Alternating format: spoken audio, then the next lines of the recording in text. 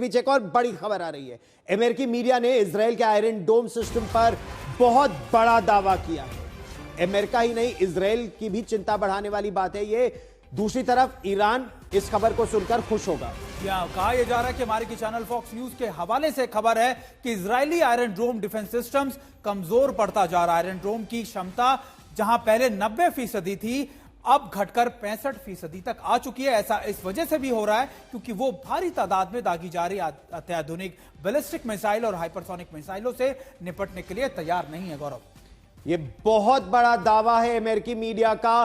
पहले 90% कहा जाता था, 90% तक मिसाइलों को, रॉकेट्स को रोक सकता है, लेकिन अब उसे 65% कहा जा रहा है। 65% वो रोक पा रहा है। जाहिर सी बात यह है कि ईरान ने जो ताबड़तोड़ ड्रोन मिसाइल और यहां तक कि हाइपरसोनिक मिसाइल से हमला किया है, इजराइल का एयर डिफेंस सिस्टम अब उसके आगे कमजोर पड़ता जा रहा है।